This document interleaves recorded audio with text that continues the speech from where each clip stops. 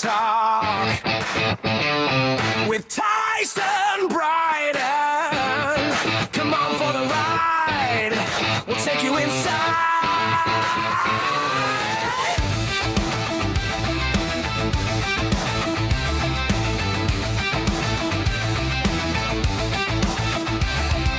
Non-stop rock talk. It's non-stop rock talk with Tyson Bryden. Come on for the ride. We'll take you inside. Welcome to Nonstop Rock Talk. As always, I am your host, Tyson Bryden. On today's show, I am very happy to welcome Lily Heidinger. Hi, Lily. How's it going? Yeah, hi, nice to see you guys, meet you guys on this little podcast of yours, and I'm doing great. How are you? I'm good. I don't know if you know, but I'm up in Canada. Oh, no. Oh, no? Why? Yeah, oh, no, I've heard about the fires and stuff. Our place is super Oh, are smoky you from guys smoky? Really? Wow. Everybody's canceled. I have a gig after this at like 6 o'clock, and they canceled a lot of things that were outside because of the air quality here. Yeah, they canceled my stepdaughter's soccer game tonight for it, and yesterday. Oh, jeez. Yesterday was worse, though. I don't know how bad do you guys have it, but yesterday it looked like we had an eclipse. Like there was... It literally... Yeah, it's just like... It kind of looks like there's like a big campfire going on here, and it smells like super bad. It's crazy that it got all the way down to Ohio. That's nuts. I know. Wow. I know, it's insane. Because it's way north of us. Like way north. Right? So like I'm near Toronto. So this I think it was what night was it? Tuesday night. So I work my job, like my full-time job is like 45 minutes from here. And it came in there first, and then I woke up yesterday morning and I was like, oh man, it's made its way down here. So wow, you guys got insane. it too. Yeah. It's supposed to clear by Saturday. So hopefully that's good. Hopefully your gig will be okay. Is it outside? I know. No, it's inside, thank God. But they had like things outside going on there, so I was like, I don't know. Oh wow. That's crazy. Now today's episode is going to be a different direction because you're more country than rock. Am I correct? Yeah. Right. So we're going to change the name of the show to Nonstop Country Talk today then, if you're okay with that. Yeah. Because I don't generally, because when Jody reached out to me, she said, I know it's not your format, but would you be interested? And I said, sure, yeah, that'd be awesome. Like it's good to go in a different direction sometimes.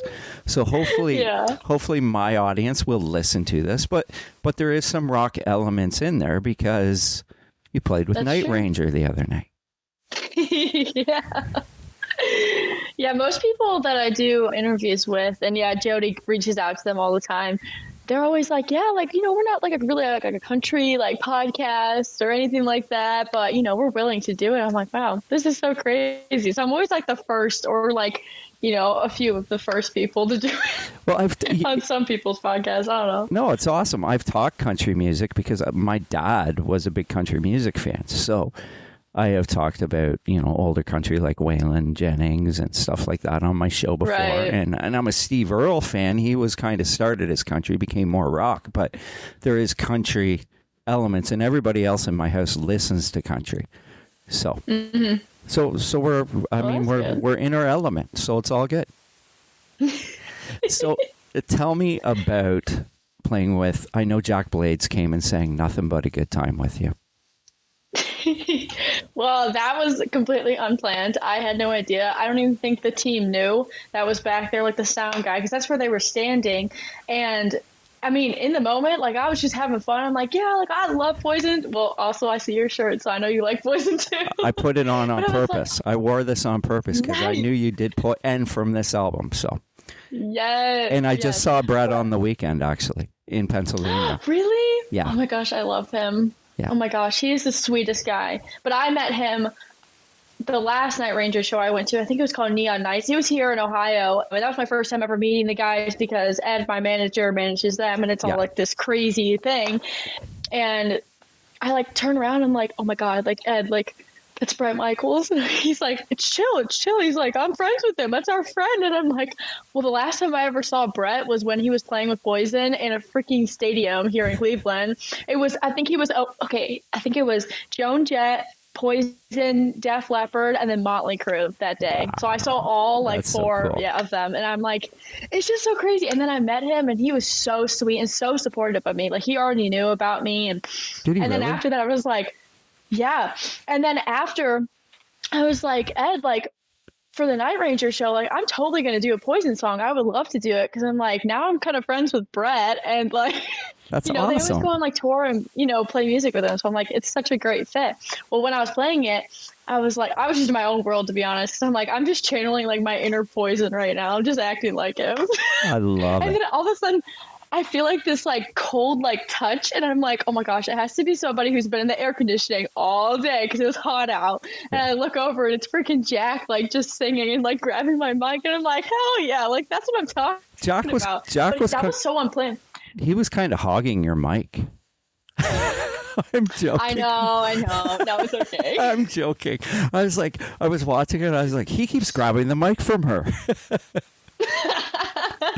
Hey, I'll allow it. No, it was great though. It was totally cool. Unplanned. Yeah. It was unplanned. That is awesome. So that's amazing that you did a Poison song, obviously.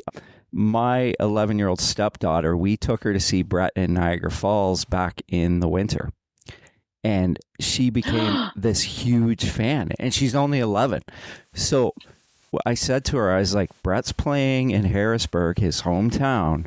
Do you want to go? And she's like, I would love to. And so it was Brett Michaels, Fuel, who are from Harrisburg as well, and Vixen, which was even cooler because they're an all-girl female band, right? So so we took her this weekend and she was in awe.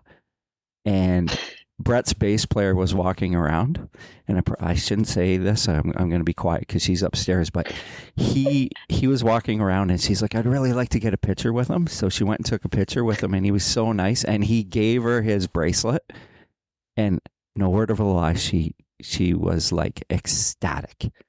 Like she was almost in tears. Like she's like, "Oh my God, I can't believe that just happened." It was so cool. I would have done the same. I literally would have done the same. Yeah, it was pretty awesome. So and then we're driving home and I come to find out that Brett is actually playing in Ontario in 2 weeks. And we drove all the way. Oh my there. God. So anyway, so I think we're going to that too. So we're becoming Brett Michaels groupies, I guess. Nice. Which isn't a bad thing. Anyways, let's talk about your music. First, I want to ask you about, you are from Madison, Ohio, I believe, right? Yes. Mm-hmm. Where is Madison? Is that close to Cleveland? It's, northeast from Cleveland. So it's around like 45, 50 minutes. Okay. But we're still like right on the edge of, like the border of like Ohio. So we're by Lake Erie. Okay. So are you closer to Erie, Pennsylvania then? That's also about 50 minutes. So we're like in the middle. In the middle. Too. Okay. Yeah.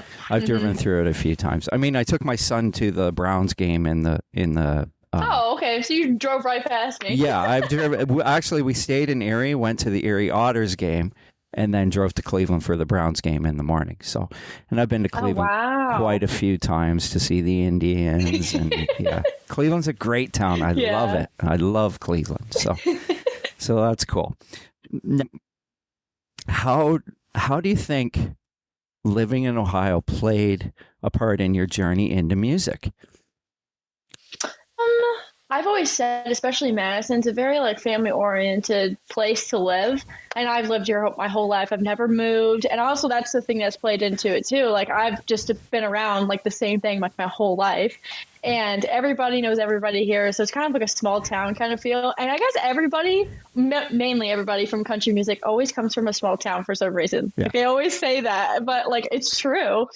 And well, it's not necessarily me being in Ohio, but my mom grew me up on a lot of country. Like that's how I got my country chops from her. But also my grandpa, he used to be a DJ in his town and he lives in New York. And He grew me up on actual Night Ranger, which is crazy. I didn't know that until really? like, you know, that's so yeah, cool. until like a year ago, because I didn't know their songs. I thought I didn't, but I learned very quickly that it did.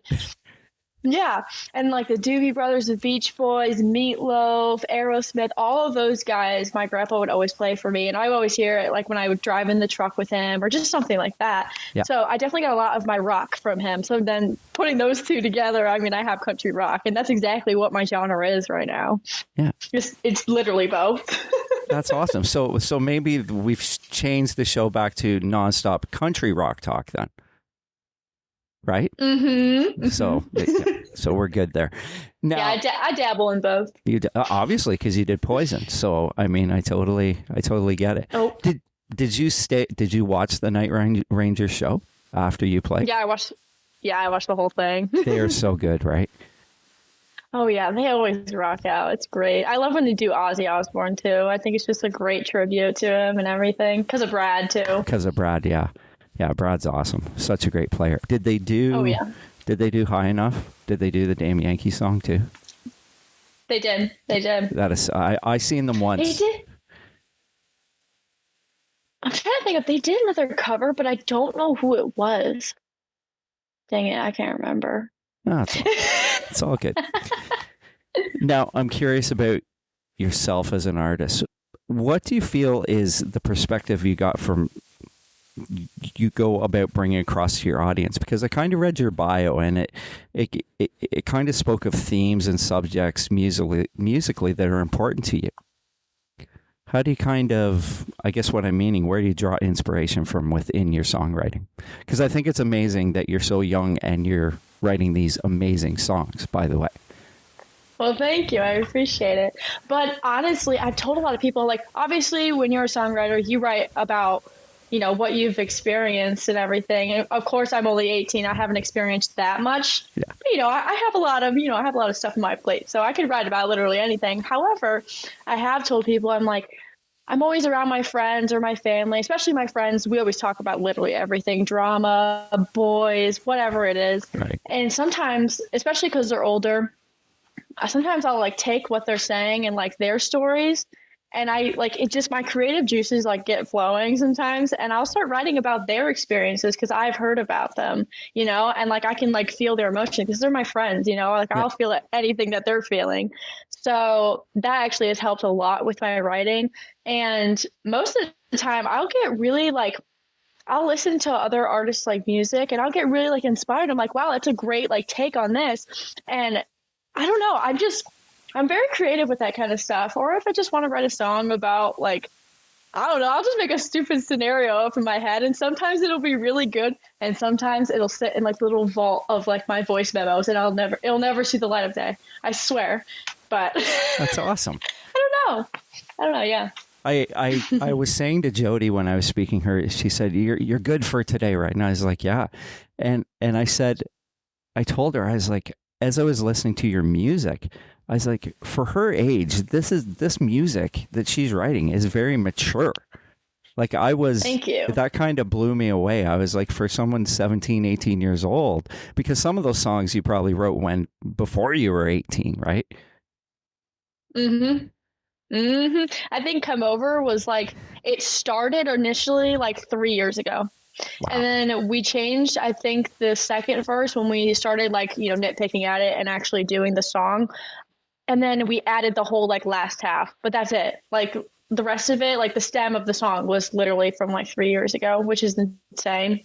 So Miss American Cowgirl too, the gist of that song is pretty much the same as when I wrote it, except for the second verse in that one too. So maybe I'm just like really sucking at my second verses lately, but we fixed it and it sounds a lot better. So tell me about Miss American Cowgirl. What is your premise to that song? I was kind of curious as I was listening to it.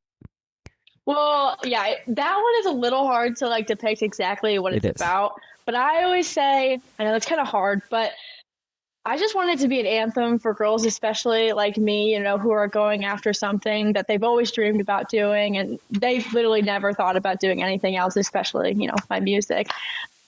But I just want it to be an anthem for them. Like, you know, you just get to go and do what you're doing and you're going to achieve it someday. You got to like manifest this crap. I'm telling you. But I don't know. It's just, I've always felt like maybe myself or maybe others that sometimes like I always get dragged down for some reason. And most of the time it's because I get in my head about things. And I started writing Miss American Cowgirl just to help me push through whatever I was going through, especially for my musical process and, you know, what I was doing. Because I knew getting into this, it was going to be hard. Yeah. But at the time, like I didn't realize how hard those parts were going to be. Right. So that's kind of where it like stemmed off of like from. And then eventually when we got into the studio, we started like nitpicking and changing things to make more of a story. But I guess you could say it's just, I keep saying it's just an anthem, like for girls to go after whatever they're going after and like don't stop for anybody, all gas, no brakes. That's awesome. What I'm just going to live by. Mm-hmm. That's cool. And the video looks cool. Video's really cool. I like the video. And I love that faster mid section with the fiddle and the guitar, and it's got like this great feel. Was that kind of something that you did? Had you been doing it that way the whole time, or was that developed in the studio? I think, well, I started like, you know, doing the double time whenever I did it acoustically, and I was just nitpicking and writing about it before I even brought it to anybody. And then once I played it in front of my managers, they were like, wow, like that's really different. And not a lot of people are really doing that. And it's it leans more like country rock, like way on that side instead of just country. But that kind of brings the country back, and it kind of sets right back into the middle of country and rock, because in country songs, they always do that. Yeah. So, but then we brought it to Ben, my drummer, which he's my producer as well, and my cameraman. So he's all three now. Oh, wow. And he really loved it. And so we got Mike Sesnick, my lead guitar player, to go in there and just noodle around and find something. And then it slowly started building into what it is now. So yeah, it's great. I enjoyed, I think that's a great song. I'm listening to it and I'm like, that middle section really caught me. That was like one of those things that's like, oh, they did a great job on this. Because it's already a good song. So it already captures you. And like you said, it's kind of that anthem. But it's almost like, who used to, Alabama, for instance, would do stuff like that, where they would double time it and they would speed it up with the fiddle and, you know, like that kind. And I was growing up with that. So I'm showing my age because my dad this was like the 80s, right? So, but those kinds of, that always stuck with me. And I'm not a huge new country fan as much as I am of the older country, because I'm more, I guess I'm just, because I'm older and more traditional, I guess you could say. And I'm kind of the same with my rock music too, right? So hence my Poison shirt. So, heck yeah. So I really I totally get respected that. Thank you. Now, let's talk about Come Over. Where was that video done? Because that kind of looks like a garage or a barn or something like that. Okay, so Ben, my drummer, producer, cameraman, the guy who does everything. Me one day. Literally, he does it all now. But he texted me. He's like, "Hey, we're gonna do like a little lyric video for Come Over, since we're not gonna do. We were gonna originally do a big video, but we didn't have the time. Oh, I feel like I'm skipping. But I didn't feel like we had the time frame for it, so we just had to like make something really fast." And he's like, "Hey, how do you feel about coming to like my friend's house? You know, he's got this like cool barn." I'm like, "All right." Like, oh, so it was an actual barn. Cool. I was like, yeah, like, okay. So I pulled up there and he's got like a long driveway and I like go up this hill and all of a sudden I look over and I see Ben, and they have like, this guy had so much stuff in his like actual barn or garage or whatever it was. And it was just random stuff. So all the stuff you see in the video, like all the rustic, like there was a guitar. There was, what was it? Oh my gosh, a banjo. There was just random like old Western stuff. And like, he just had that. Like, I don't know. And it literally took like an hour for them to put that all together. Wow. And we were there all night, literally all night. I think I was there from like 5 or 6 to like almost like 12:30 at night. And I have an hour drive home. So it was great. Wow. Were you sitting in that chair the whole time? Not the entire time. But a good portion of it? Yeah, a good portion. Just because I wanted to, of course. That's cool. We did like the same shot like 6 times. I was like, there's no way I'm getting up right now. But eventually I did get up and I like walked around a little bit, but That's cool. Now tell me about that song lyrically then. I mean, it shows the lyrics. So I was, it's a lyric video, obviously. So you're kind of reading it, but I'm also watching the scenes in the background. So I think it's one of those ones where I should probably watch it 3 or 4 times to try and get the whole concept, I guess. Yeah, well, obviously it's called Come Over, so, but I keep saying, I'm like, guys, especially girls, we've all wanted a guy to come over, let's be real here, right. Or somebody like that, whatever, your cup of tea, but I was like, you know what, like, obviously this was 3 years ago, so I was literally in high school, and I'm sure I wrote this about some boy, I don't know. Or I just wanted to write something like that. I probably got really inspired by watching somebody else, but I'm like, you know what? Like, that sounds really good. And actually, I keep forgetting, I originally started writing that. I had a choir class. I was in choir. I was a weird choir kid, I'm sure. But during lunch, I would always go down to the choir room and I would go in like this little storage unit and we had a little guitar in there. So I'd have like 45 minutes just to like mess with stuff or whatever, to get out lunch or whatever it was. And my friend Kayla, she would come in there too. And at the time I was trying to get on American Idol. Like I was like, oh, I'm going to do like the online thing. And I think we were trying to figure out what song I wanted to do. Well, spoiler alert, I didn't do that. Obviously I didn't get on the show. But anyways, we were writing this song. We're like, wow, like this is like kind of like catchy. It was super catchy. And I still think it's catchy now. I love that song. But at some point, our choir teacher was like, hey, we're going to do like a duet thing. I don't know, it was for like a grade or something. So everybody had to pair up and like just sing a song. A lot of people did karaoke, but I'm like, why don't we just grab the guitar and play the song together? And I wonder if there's a video, but I do remember just sitting there in front of the class, like playing it. And it's obviously changed a ton since then. And in the studio, again, we've changed a lot, like the end, which I love, and the second verse. But I don't know. I just think it's a really catchy song, and a lot of girls my age, will really like it. And obviously they can like send it to like their like, relationships or situationships. I don't know. Yeah. I just know I love songs like that because they're so relatable. It's so easy to relate. Yeah, absolutely. I mean, I'm going to play it for Verity, our 11-year-old, because I'm going to play both of those songs because I think she'll really dig those. I mean, she's pretty, and it's funny, like some of the stuff that I listen to, and then next thing I know, she's singing the words. So I never know what she's going to like. Like it's crazy, like obscure stuff too, that I'll listen to in the car once and she learns all the words. So I'm like, how do you know that? So I think this is something that I'm going to introduce to her, and I think she'll dig it. So yeah. Now, Battle Scars, which is on YouTube, it's a live performance. And oh my gosh, yeah. That song is so good. So good. Really? Wow. Yeah. Okay. Yeah, I think that is just a great song. Probably because, I mean, like I said, there's a maturity within your writing. So when I was like, Battle Scars, I was like, even before I heard it, I'm like, there's some maturity there, because just by that title, this means a little bit more probably. So maybe you can explain that one to me. Well, yeah, obviously from the title, Battle Scars is a pretty like deep title to already have for a song. Yeah. So you can't really go wrong with it. I'm not really sure when I exactly wrote that. It was a little while ago. Obviously from the video, that was probably like 2 years ago now or something. Yeah.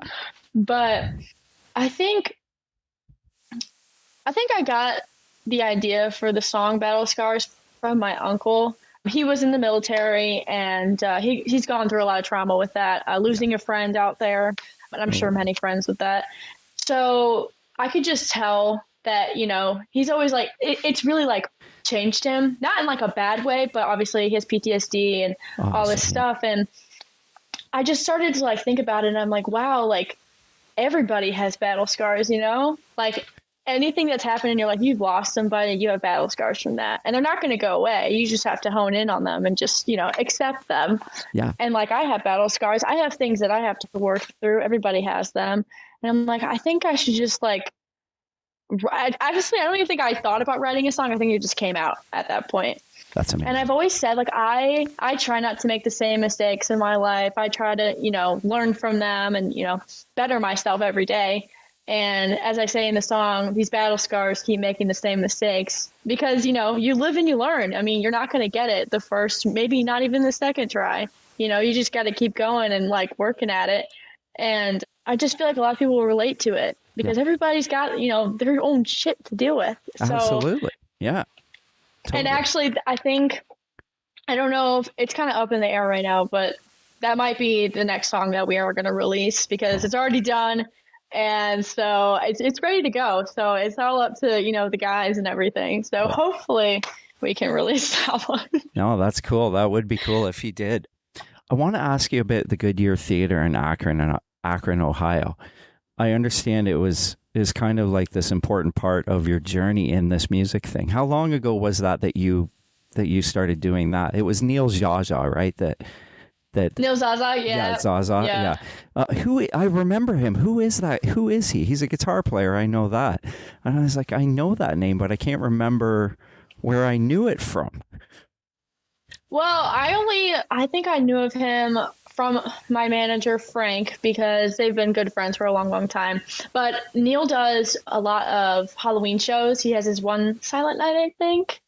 And then, or not One Silent Night. So I don't know what he names it. They're kind of like very similar, but he has a Halloween show and a Christmas show. Cool. And he tours in like Europe, I think. And he's done a couple rock cruises. Okay. So the guy's really freaking good at guitar, obviously. I know that. Yeah. But he asked me after meeting me, actually he saw me play at Mahal's, which is a place in Cleveland down here. And he was like, wow, like I really want her to play for our Christmas show or sing for us. Cause he finally added singing to his show. It was originally just like kind of like a instrumental show, I guess. I don't know. But it is like it's a Christmas show, but it's also rock. So it's like really combined. And it was honestly so great. And definitely like a very big learning curve for me because obviously I'm a country singer. Yeah. I don't really like actually do rock and stuff. And it was just a very great experience. I love Neil Zaza. I love his band. They're also great. I would love to do it again. But also the greatest thing about it, the Goodyear Theater, I saw Ashley McBryde, which she's my number one girl for country music. I saw her there not too long before that. And I'm like, oh my gosh, like when I saw where we're playing and I'm like, guys, like I literally saw her here. And like when I went in there for sound check, I like stood in the middle of the stage. I'm like, wow, like this is actually crazy. Like I didn't realize I'd be here so soon. That's so cool. But yeah, that whole experience was great. Great venue too. Yeah. Now, you were also nominated for Best Country Artist at the Cleveland Music Awards. Is that coming up or has that happened already? Pardon? It's already happened. Oh. Yeah, it's already happened. You didn't win that. But I didn't win. I didn't win. I got runner-up though, which is honestly that's amazing. To be nominated for that. And I didn't even have my first song out yet. So wow. Good for you. Yeah, I think that's pretty cool. Thank you. It was a great experience too. That was at the Agora, and that's where I saw Ashley McBryde for the first time, and I got to play that day, so it was really cool. Oh, good for you! That's amazing. You know what? I was just thinking about Cleveland, and a buddy of mine years ago, we drove to Cleveland for rib. They used to have band. I don't know if they still do it, but we went to a rib fest in Cleveland, and it was this huge event. And it was like 4 bands. Was it in Cleveland? It was right in Cleveland. So it was like, okay, so you know where the Progressive Field is? And then it was kind of behind there, but it was like you had to go down a driveway. It was really bizarre. It was like Danger Danger, Trickster, like these 80s bands, LA Guns and Dawkins. So me and my buddy were like, we got to go to that. So we drove, and it was like Memorial Day weekend, I think on a Sunday night or something like that. And I have a wicked memory of it. It's like, it was so awesome. And I don't think I don't know if they ever did it again. It was really cool. Wow. I feel like I've heard of a rib something, but I don't know. I don't really pay attention to anything. Yeah, no, it just popped into my head. It's like I totally forgot about that because, like I said, I've always had good memories of Cleveland because Cleveland there's always something good going on. And even like the Indians games when like all the people are like around the area and going to the games and you know what I mean? And it's such a great city. So I just kind of wanted to mention that. But anyways, so the summer? How's that looking for you? Are there more show? I know you're playing tonight. Besides that, are there more shows coming up? I think our next like full band, because tonight is acoustic, tomorrow's acoustic too. Our next full band is August 1st. It's going to be in Willoughby. It's going to be at this new place called Double D's Honky Tonk, which we played there like I think 2 weeks ago now, just to feel it out and everything. We'll play for an hour. It was great. It's definitely like a Nashville bar too, because it's like 2 layers or whatever. I don't know. It's a great place. I honestly love it so much. But we got invited back for they throw a little like Nashville thing in Willoughby every year. They like close off road, kind of like Nashville, obviously, but they call it Nashville. And they invite a lot of people to play at all the bars down there. But Double D's is throwing one too. And I think we have Mae Estes. I don't know if you've ever heard of her, but she's a really good country artist. I think she's on tour with Luke Bryan. She's going on tour with Garth Brooks, but I'm opening up for her that day. Oh, cool. So that's going to be, I'm really excited for that. So that's all. Yeah. So I hear you want to move to Nashville at some point. Is that your goal? Eventually, like I do want to move there. Obviously now, like I really, like I have a lot of things here in Cleveland. I always tell people that, like I have a lot of people, all my managers are here, all my band's here, and I'm doing great for myself already. And I do have connections in Nashville. We take a lot of business trips out there. We're going to do one soon for like 2 weeks just to do all the things we need to do, and like I can market myself out there. But yeah, eventually, like, yes, I do want to move there. I love it so much. That's awesome. Well, I want to thank you for joining me today. It's been a pleasure. And thank you for having me. Oh, no problem. Is there anything else you'd like to add? Maybe your socials and where people can find you and all that stuff. Yeah, you guys can find me Facebook, Instagram, TikTok, literally probably any social platform ever at Lily Heidinger. My last name is spelled Heidinger. It's kind of hard to pronounce, so I understand. Lily Heidinger Official for everything. If you guys want to follow me, you can. If you don't, that's okay. But you guys can check out my music on literally any platform there is for music. So if you guys want to, I'd really appreciate it. And thank you. Awesome. All right. Well, hopefully we will talk to you again. And I hope everything keeps going really well for you. And maybe I will see you out there at a show sometime so I can see you play live. So that'd be awesome. Yeah. Cool. Maybe maybe you get to open for Brett one day too.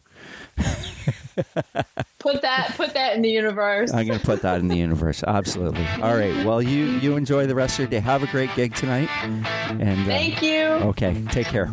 Okay. Bye-bye.